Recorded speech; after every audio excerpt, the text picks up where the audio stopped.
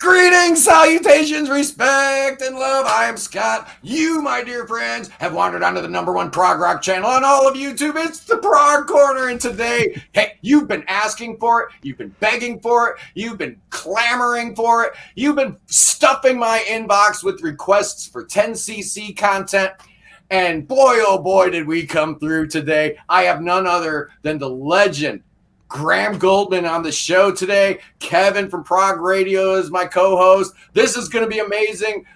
Graham, good afternoon. How you doing? I'm very, very well, and thank you for that amazing, sort of subtle, quiet intro.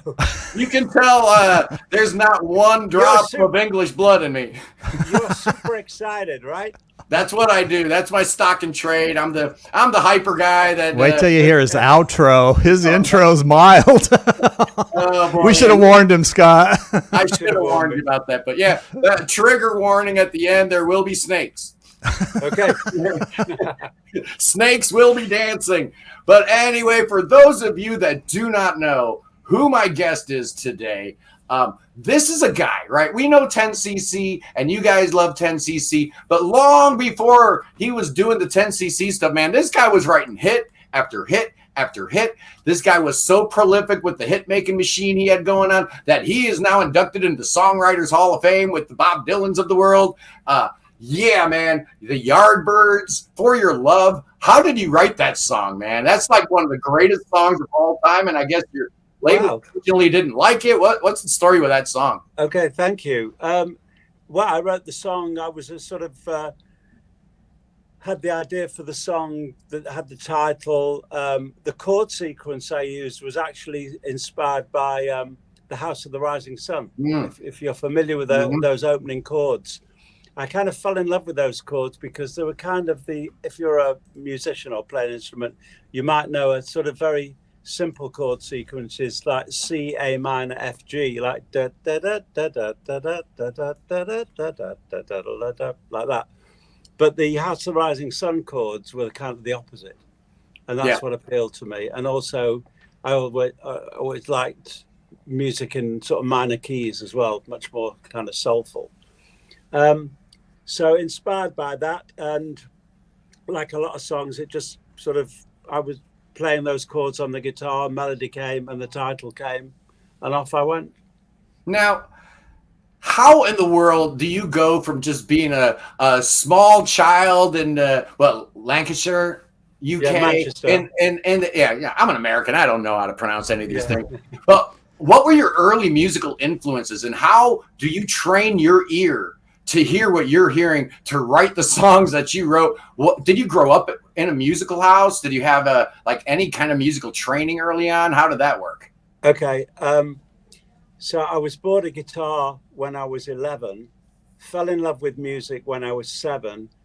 And when I was a bit older, started to listen to people like Buddy Holly, Eddie Cochran, the Everly Brothers, Little Richard, Chuck Berry. So those were really important artists to me, and a big influence then, and still are a big influence. Then there was the skiffle era in the UK, which was we missed the whole skiffle thing in the US, Graham. Yeah, you say skiffle to an American, they're like, "What are you even talking about?" Yeah, well, it was like a sort of country folk kind of music, really simple.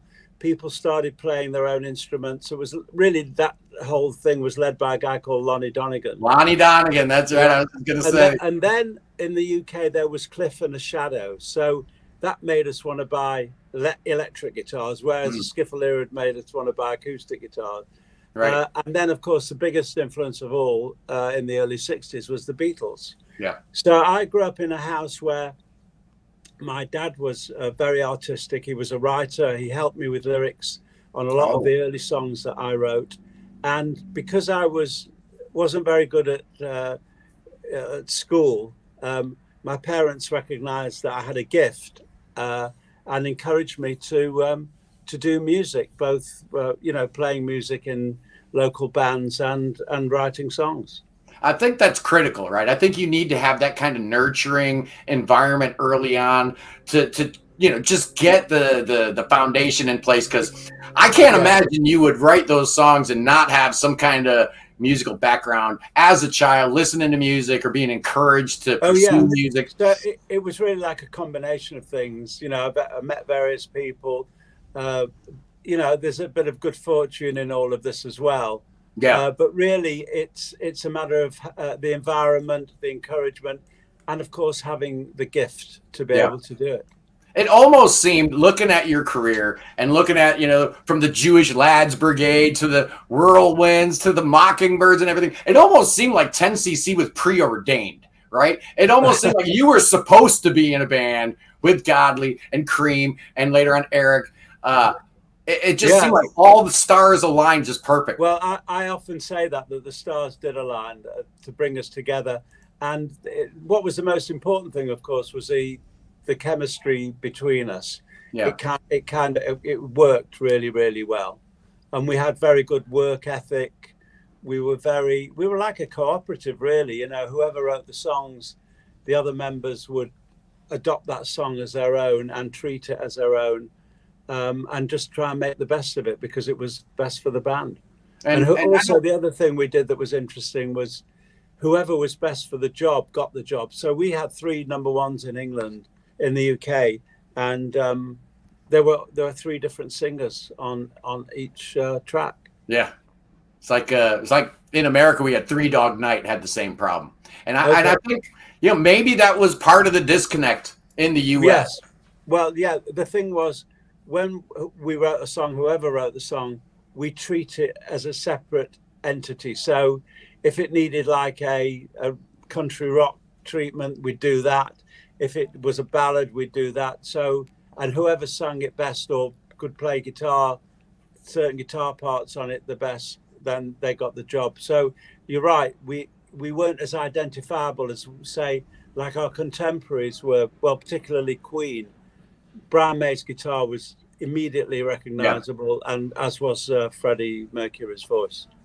Yeah, that's a good point. And the American market is just kind of weird about British acts. We love our UK bands, but they just can't be too British, right? They can't be too witty, right? Do you ever wonder if the 4 of you had just stayed together forever? Yes, I do. I do wonder that, and I regret that we're not together. But you know, our flame, the original band's flame, burnt very brightly, and I'm thankful for that. But yeah, I think we could have handled things better when the band split up. But as happens with a lot of bands, it's easy with hindsight to know what you should have done. Something I've talked to Kevin Godley about a lot, because Kevin and I still have a very good relationship and have worked together on various projects over the years. And but too late. Yeah. You know. Well, you know, you and Eric still made a lot of great music together, in my opinion. Oh, yeah, there's no lie. I was telling Kevin before we went on, Graham, that the first 10cc album I bought was Bloody Tourists. I knew the singles, but something about Dreadlock Holiday. I think it was the key change right before the 3rd verse. My little kid brain was like, "Oh man, that's the best modulation I've ever heard. Who thought of that?" You didn't expect that, did you? No, and it's still, when you hear the song, it's like, why did we jump up a what is it, a half step or a whole step? It's just brilliant. I think modulations are something you've got to be very careful with. They can, you know, but no, I think that was a good idea of mine. Oh, no doubt. There you go. Well, and that was the same album that had, I think, their proggiest song, "Feel the Benefit," was on that, and which is phenomenal. That's a track that we still do with the band, with the touring band now.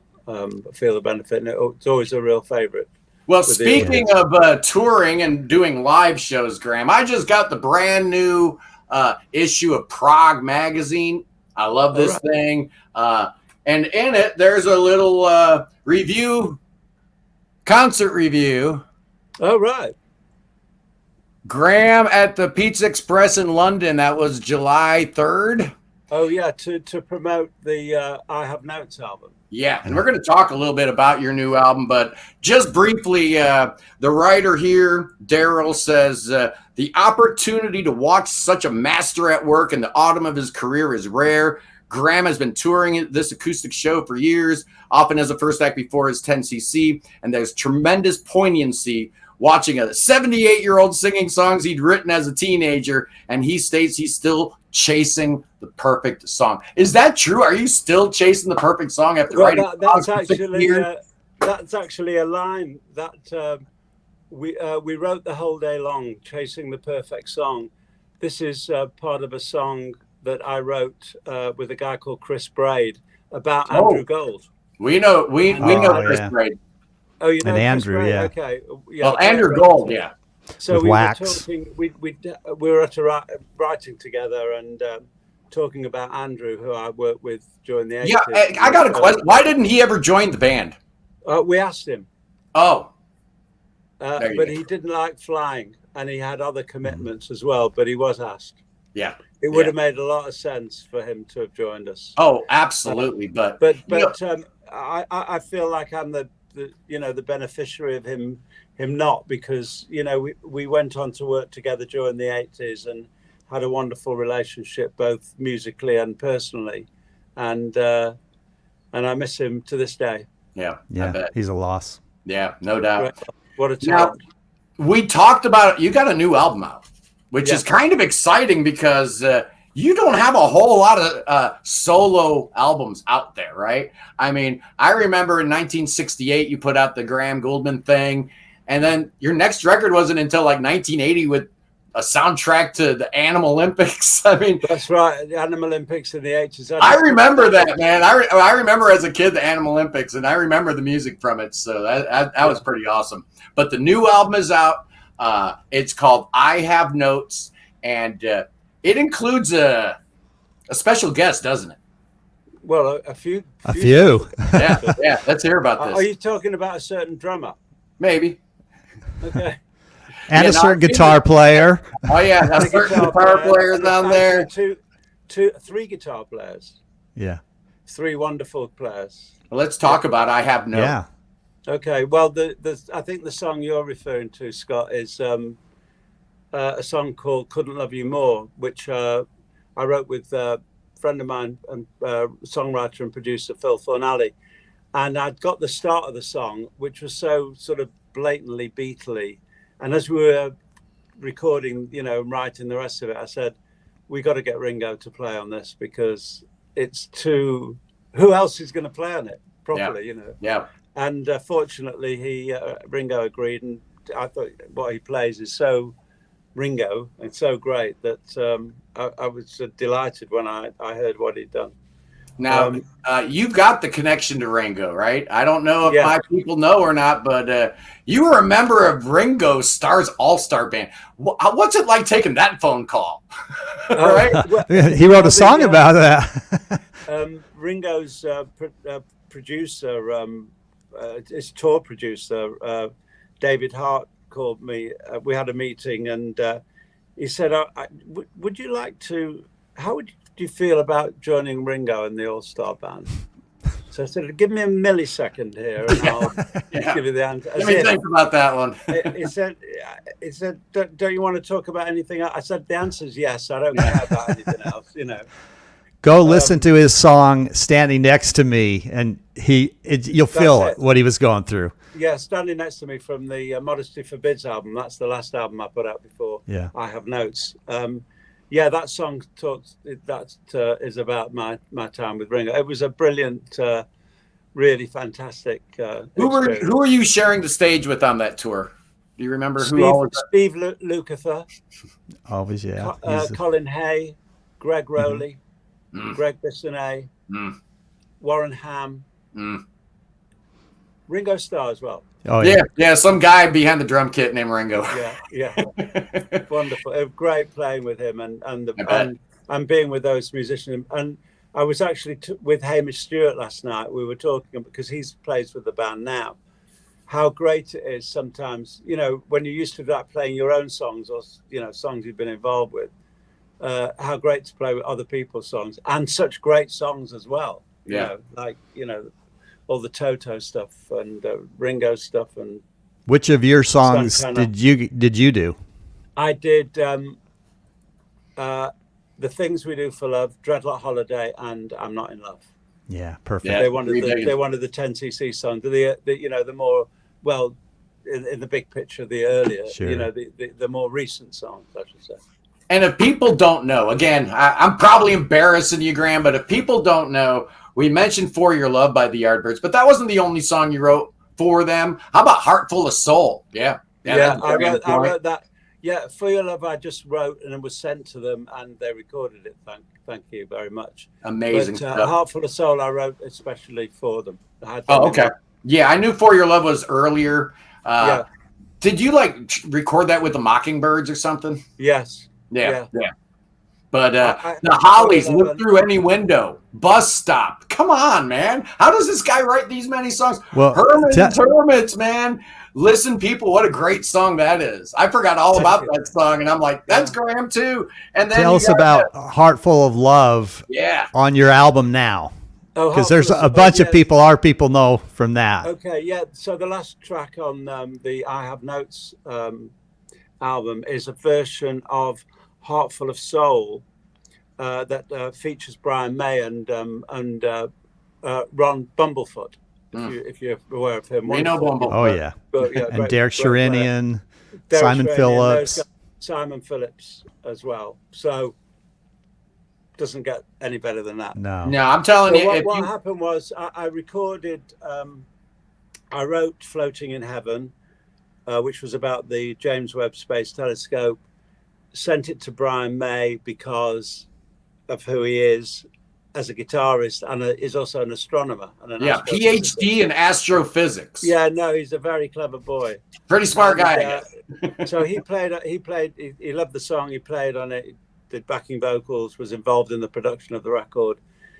And he is very a part of something called the Starmus Festival, which is, he's one of the organizers of it. It's something that celebrates music and science. So he said, would you come over to, it was actually in Armenia the year that I went to do it. Would you come over and we'll perform Floating in Heaven together, because it was an obvious song to do. And he said, well, since you're coming over, can we do For Your Love and Heart Full of Soul as well? So I said, of course. Why not? With all these luminaries. I heard the mix of this, a rough mix of Heart Full of Soul, the one that's included on the album, because it was going to be included in a video of the Starmus Festival, and they wanted my approval of it. I was just blown away by it. I thought it was kind of rough, but had such a tremendous energy. So I asked everyone who played on it for permission to use it on the album. No, it's an outstanding song. There it is. Starts off the album in a real fun way, and it's almost like a callback. You feel different influences in the track. It's just phenomenal, and the whole album is really solid. Graham, great songwriting throughout. Thank you very much. I've been really enjoying it. But I wanted to again, before you got here, I dropped a little bit of trivia on Kevin, that my favorite Ramones album is the one you produced. Oh, really? I love that album so much, man. I think how did those sessions work? I mean, well, that doesn't seem to make sense. I know it doesn't make sense. No, it doesn't, but it totally worked. Well, I got the call from their manager, and my first question was, he said, "Do you want to produce the album?" I said, "Why me?" Yeah. I didn't get the, here I am in like a band that produces very complex, music, and I just didn't see the connection. No. I think the connection was that the Ramones loved the British invasion. So bands, the Beatles, obviously, like the Yardbirds, the Kinks, the Animals, bands like that. And I said, well, look, I like to say yes to things. Yeah. But let's record like 2 or 3 tracks together. Let's see how it goes, because it might not work out, and I don't want to waste your time or my own. Anyway, I went to New York, did all the backing tracks there, and everyone seemed very happy with it. I know that Johnny wasn't happy after the event. I never got that impression while we were recording it. But actually, the band were great. They were, you know, not what I expected. They were always very punctual. Johnny was, Joey was very sort of quite fastidious about his vocals. Well, Joey was on record as saying that you were extremely helpful, not just in getting the sound right, but he was like, he's actually suggesting different chord changes in different spots. So he was actually very, very positive about the experience with you. Yeah, well, I'm delighted to hear it. And he was a lovely, lovely guy, I must say. Everybody took to him. We brought him back to the UK to do the vocals, and everyone who met him was, you know, found him delightful, which he was. I've got very fond memories of him. Nice. And of doing the session. Actually, the sessions were great. They were quick. I certainly didn't treat them like a 10cc recording sessions. Right. It was all about the vibe and getting things done quickly. Yeah. So I'm happy to be associated with. It's awesome because to me, I'm a huge odd bedfellows, as they say. You know? Very odd, but I'm a huge Ramones fan, and coming off of the Phil Spector produced End of the Century, which to me is the marriage made in heaven, right? It just made total sense. Yeah. And then you get Graham doing the next album. Made no sense, but it was even better. So I just wanted to let you know that I'm super appreciative. I love that record so much. Right. Man. Thank you. Now, one word response. Go. Jonathan King. Without Jonathan King, there would have been no 10cc. Yeah. That's more than one word. There it is. There it is, but that's it. Ringo Starr. King. Brian May. Another king. Eric Stewart. Difficult. Yeah. Do you stay in touch with Eric? No. Much? No. Kevin is the only one I'm in touch with on a regular basis. I mean, we did an album, like an EP in 2006 called GG06. And for our live show, Kevin has done lots of videos for us, and it's actually one of the tracks on the I Have Notes album. It's called Play Me, the ukulele song. He's made a really delightful video for that we'll put out later in the year. I got a couple oldie goldie questions for you. Do you remember way back in the day there was this weird cat who called himself Ramses and put out a record called Space Hymns with the Roger Dean cover, and apparently you were on that record. Definitely on the record. Yeah, I mean it was amazing. It was 10cc on the record. Yeah, and we made that record. And I love this one. Oh, the Mandala Band, blimey. Yeah, we're busting out all the oldies. Eye of Wendor. I love it, man. So anybody that questions, you know, whether prog, rock, and 10cc should be in the same sentence, I got two examples right there that it absolutely deserves to be. But I love Mandala Band. I had that guy on the show here not too long ago. But yeah, so when you guys first started out, you were tearing up the UK charts. We touched on it briefly, but what was your thinking about trying to break the US? Because you had to think about it. Every British band in the world knew to reach world domination, you got to crack that US market. Well, we tried. You know, I mean, we toured a few times. Did you? Whether we got some weird support acts, or we would like being support act for some, like we would support act for Slade, who were really like a sort of heavy, almost like metal, not metal band, but heavy rock band, who were great, but I didn't think it was a great combination. No, promoters were bad in really, the 70s. As often as we toured, we didn't really gain any traction as we had a kind of a cult following. I think that's what it was. That was me. I was in that cult. Never broke any bigger than that. But America is a notoriously hard market to break into. Yeah. And there's no rhyme or reason why one act should break and another. Yeah, we just had Annie on here from Renaissance, and they had the opposite. They hit it big here and not as big in the UK. Yeah. So you're right. There's no rhyme or reason. No rhyme or reason. No. Yeah, sometimes you just gotta roll the dice and see what happens. You never know. It's crazy. Now, Bloody Tourists, again, my first record that I listened to start to finish from 10cc. I'm a huge Duncan McKay fan. Oh, but he's a fantastic player.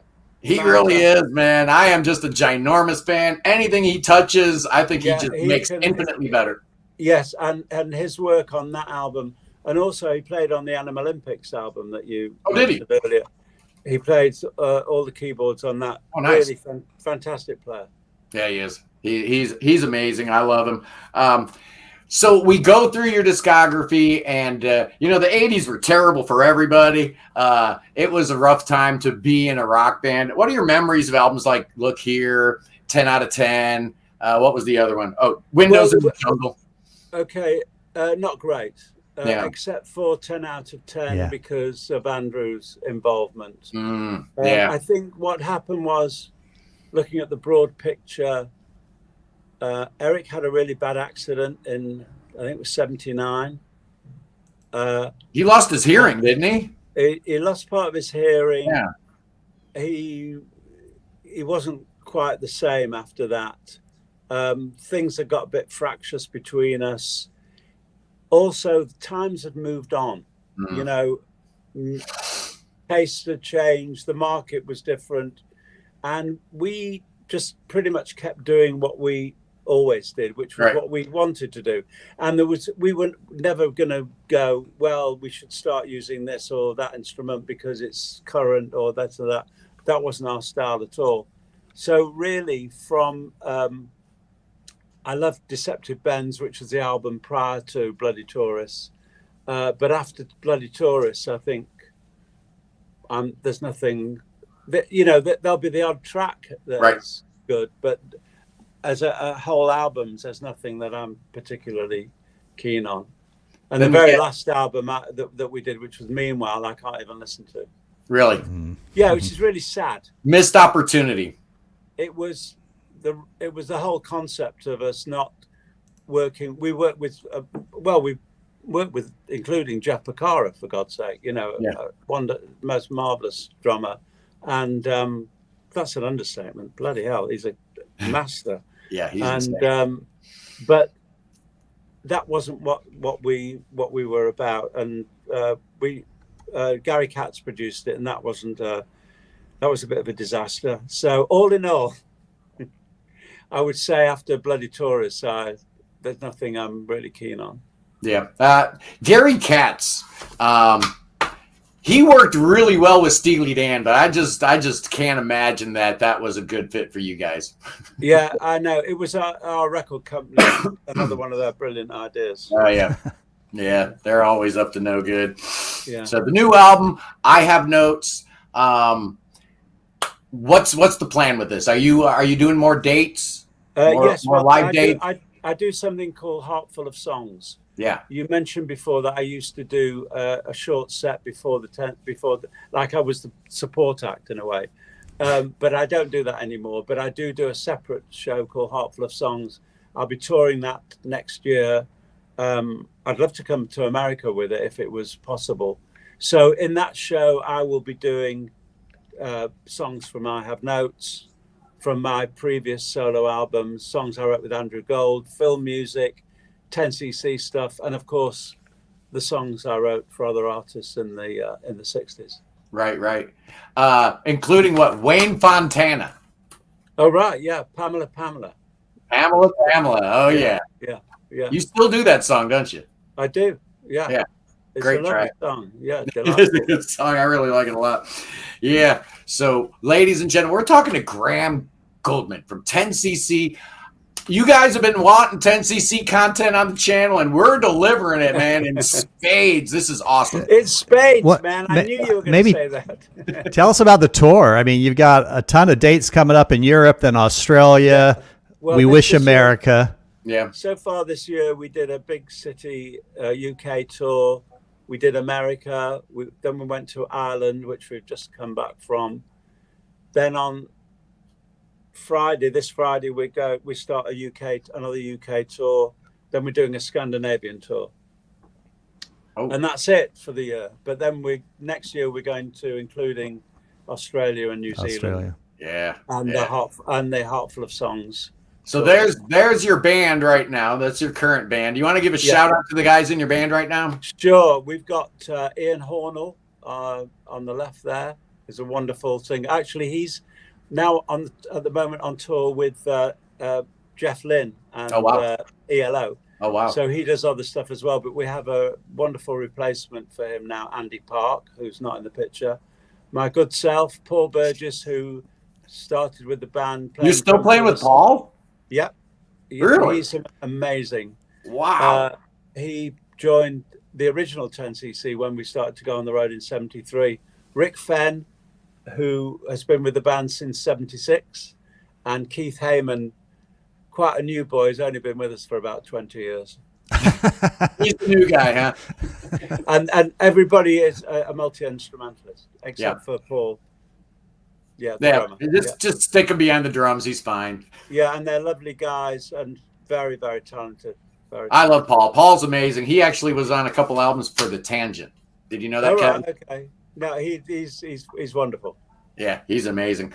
But, looking at your entire career, looking through your CV, I'm just such a weirdo. I'm a songwriter, so I gravitate to songwriters, and I always, want to get inside their head. And why do they write songs that are better than the ones I write, right? I mean, there's got to be a reason. How could that be? I have no idea. I have no idea, man. But Jerry Cassinets and Jeffrey Katz. Yes. Super K. Oh man, the younger people don't know about these. And once again, strange bedfellows. I think the idea. I did work with them for a while. There was a good part of it. I mean, actually, they were lovely guys, I must say, but they were famous for bubblegum. Real simple bubblegum music, and I think they wanted to improve their image somehow by getting me involved. Anyway, I went to New York for a while and. I said, after a while, I'm going to take the songs that I've written because I'm a partner in a studio now, a new studio that we built. I want to record it in the studio with the guys that I know. And actually, that was one of the things that brought 10cc together. Right. So there was an upside to it, although artistically it wasn't not the high point of my life. But, it's just one of those things that one thing leads to another. Who knows? Stepping stones. Bubblegum pop gets a bad rap, man. There's nothing wrong with the 1910 Fruit Gum Company or the Ohio Express. Stop it. That's good stuff, man. Well, I think that was the brilliance of 10cc often is they would take kind of that bubblegum vibe and wrap it in sophistication and make it legal and legit to listen to. Yeah, I think we did. Yeah, I mean, there are certain parts of songs that are very bubblegumish, but they're done with a kind of more of an intelligent. Well, no, I don't want to say that. Let's leave it at that. Yeah. I think we know where you're going with that. Okay. I think we know what that's all about. But, one of the things I always enjoyed about 10cc was how the studio kind of was a fifth member. Yeah, it was very important. I mean, we had our own studio, which was really very important. Didn't you have two for a while? North and South? We had Strawberry North and then Strawberry South. Yeah. Yeah, we did for a while.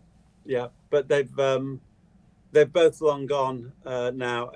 As a lot of studios have gone, and people are making records at home, which I do as well. So there you go. And you weren't the only ones using those studios. You had people like the Moody Blues recording in Strawberry Studios. So I mean, this was an actual legit business. And I'm telling you, Paul McCartney worked at Strawberry North with.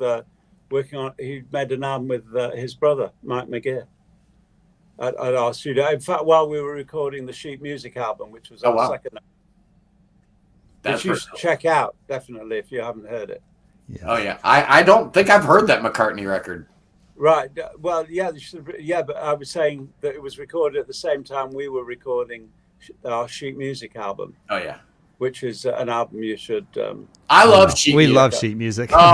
I'm a big fan of the first 6 10cc albums. To me, I'm trying to find a bad song on any of them, and I haven't found one yet. I mean, I was listening to the debut.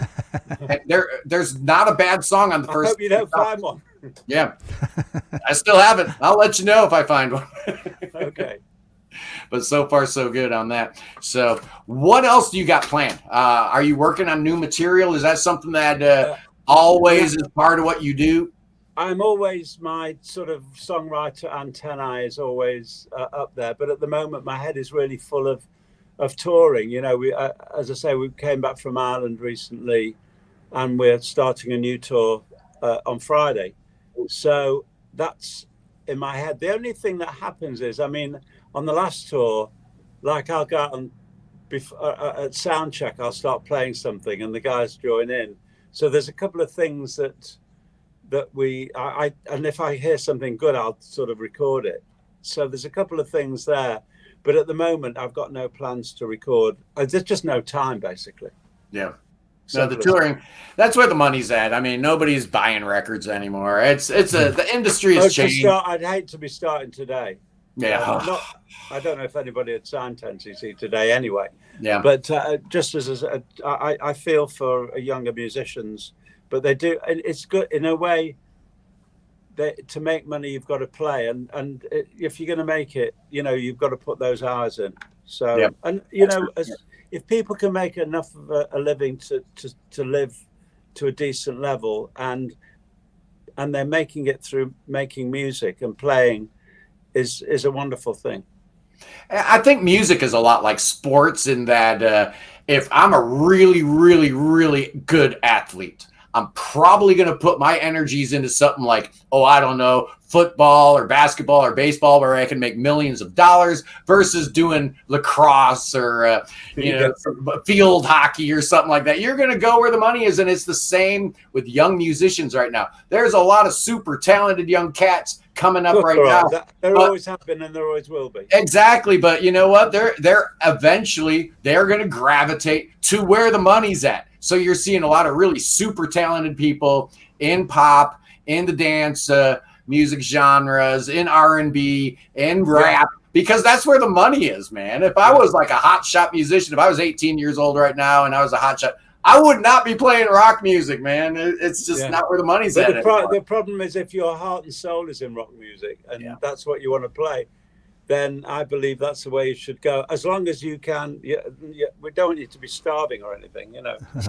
What do you, anything you listen to now that you listen to, or again, you're so busy just doing the tour? And I listen to things, people recommend stuff. There's a band, there's a new English band called The Last Dinner Party. Yeah. I listen to, which I have an interest in, because my eldest son Louis is the president of Island Records, which is now actually Island and EMI.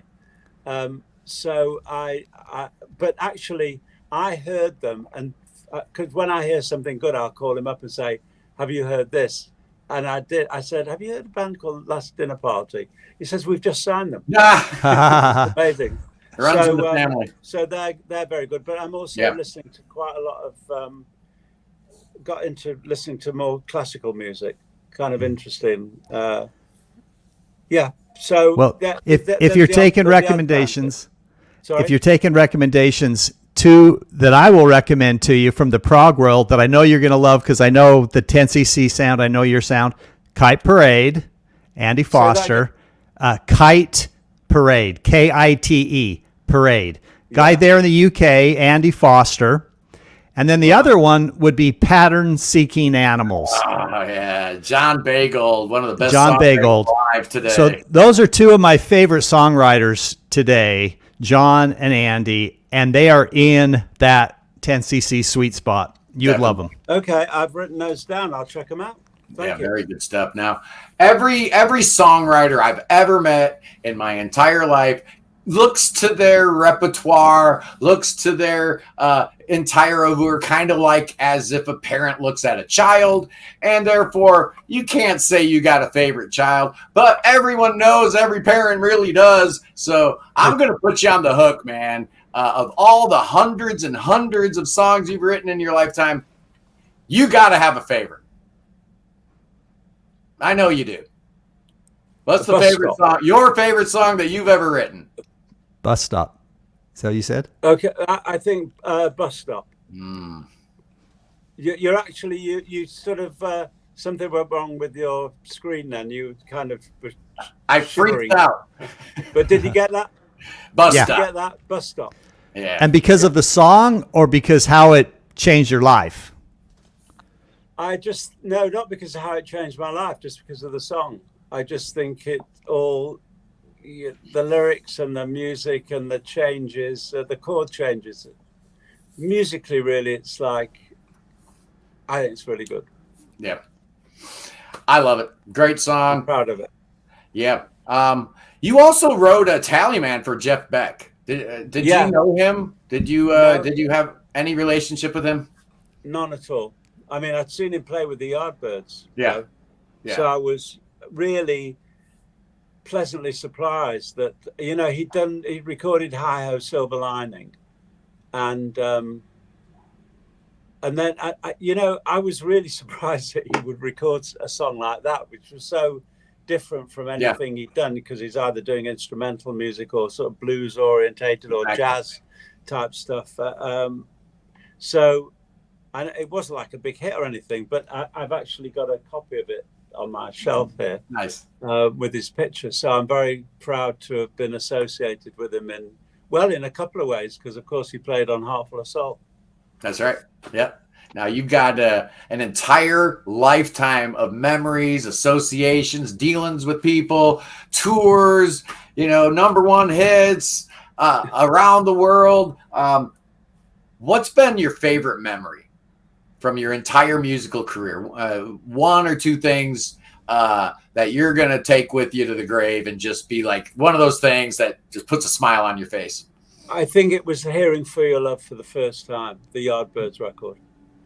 When that harpsichord started, I was like, wow. Because on the original demo of it, there were the bongos, but not, I played an acoustic guitar. But the story is that they went to the studio expecting there to be a piano there or an organ, one of the two. But there was only a harpsichord.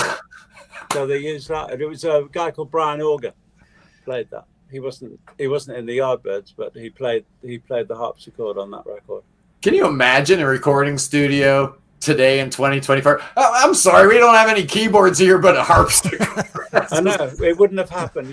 There's another thing of who would have thought that could have actually happened? Yeah. Luck, whatever you want to, fate, whatever you want to call it. But I thought that was wonderful.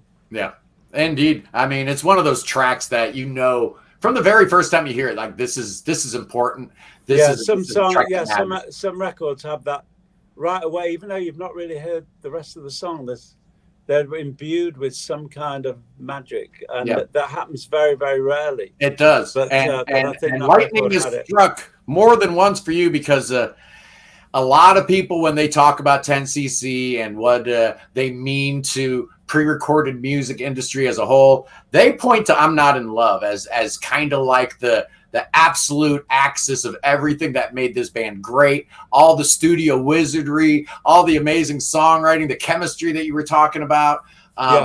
Tell me a little bit about putting that thing together, because listening to it today, it still sounds amazing and fresh. And you put the headphones on, I'm like, how do they do that? Those weird vocalizations in this. What am I hearing? Well, we had this idea to do a record with just vocals and and nothing else. Wow.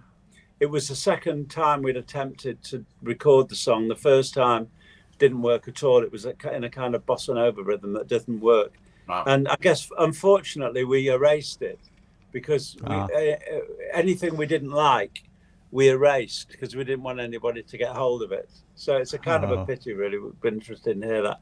However, because we knew we were going to do it with vocals, we needed a rhythm track to sing to. And we put down a really simple rhythm track with myself playing electric rhythm guitar, Kevin playing a Moog on a bass drum sound, and Eric playing keyboards. And even that had some kind of magic to it. There was something about it. And then we had the idea for the vocals, this choir, which we developed a system of recording that. And it just, everything worked. I think that when you've got a great song, the production ideas can really, or everything seems to work. So a good song begets good ideas. Yeah, and I've heard that when the song is right and the band is right, the tracks that are the easiest to do oftentimes are the ones that turn out the best, whereas the ones that you labor over for weeks and weeks and weeks never quite get right. It doesn't matter. You can just do what you want. If the song isn't there, forget it. Yeah, and it does start with the song, and that's why we love 10cc, you know, because it was always to me, it felt like a songwriters guild as much as a band. Yeah, I suppose so. Yeah, and I love that part of it, you know. Yeah, that's great. Yes, very nice. Thank you. Thank you. Oh man, this has been so great.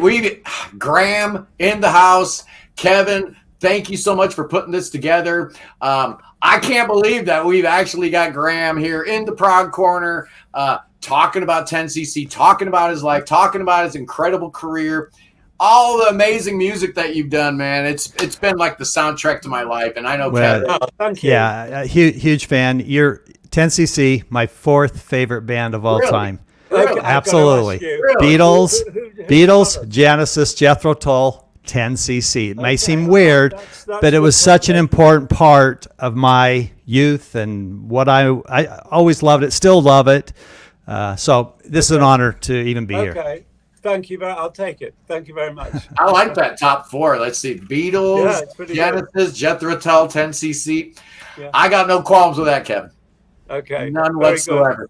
Anyway, boys and girls, man, this was a treat. Graham, thank you so much for joining us today. I'm going to let you go, and I'm going to do my thing. You know the thing we're going to do? Oh, yeah, this was so amazing, but I love you guys. Tune in next week where I'm going to be interviewing the one, the only Neil Morris. It's going to be amazing. Anyway, guys, you know how we do. I love you. Peace in the Middle East. Free the Ukraine. Free Tibet. Free Willie, and God save the king. Oh, we are save King Chucky the Third. That boy needs your saving right now. Bring him to America. Oh, yeah. Bring that boy to America right now where we got our prayer warriors working 24/7. Oh, where's the king? I don't know. The king's got cancer. We're going to fix him up real good because we got them good doctors, but we got them good pastors. We're going to do thoughts and prayers. We're going to do spells and incantations. We're going to drink that poison, Graham. Yes, we are. It ain't going to work, but you know what's going to work for that king?